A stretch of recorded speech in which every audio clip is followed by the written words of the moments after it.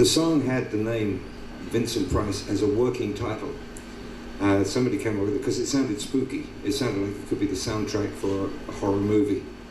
And we all know Vincent Price. We've all worked with him in the old days. And Bob's worked with him, produced him. I've worked with Vincent Price. Roger Glover's worked with him. And so we know his voice, we know his character, and we know his personality, which is completely different to the image you see on the screen, by the way. So anyway, with this name Vincent Price, Roger came down to my little studio in Portugal, and between beers and a swim, and we would sit down and do a little bit of work.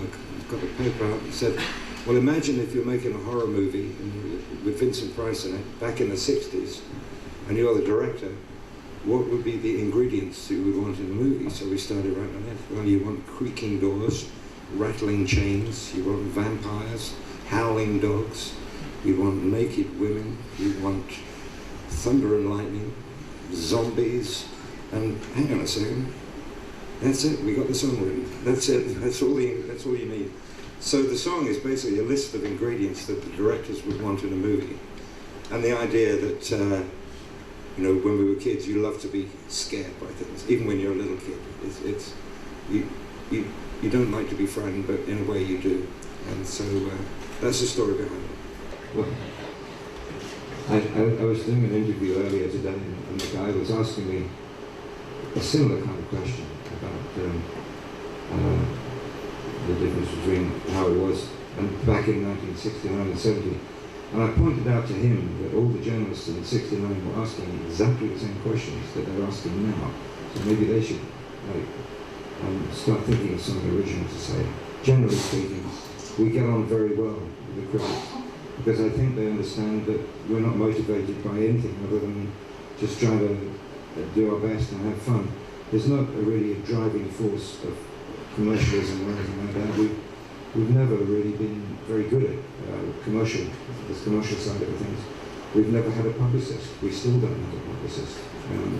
We have great help on special projects and when we're doing tours from internal things, but we don't hire companies to do that for us, or have outside organisations.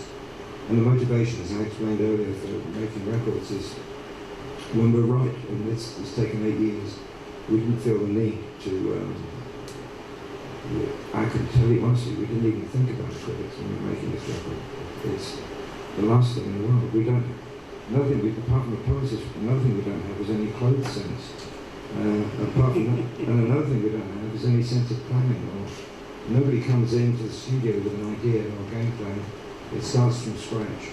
We start at noon every day and finish at 6 o'clock, and we play it, we jam every day. Maybe on the second or third day, a little idea will come out, and we put it to one side and develop that into a song. That's the music first, always the song, the words and the tune come afterwards, which is unconventional, to say the least. But no, I think to a certain clique of journalism, if you like to call it that, a certain clique will always take against what they see as something that's not tragically hit or doesn't fit the mode. The thing about fashion is, by definition, if you're fashionable today, you're going to be unfashionable tomorrow. So it's much better to stick to what you believe in and do it with conviction and expression. And you may or may not go in and out of fashion. If you coincide with fashion, that's fine. If not, you're happy.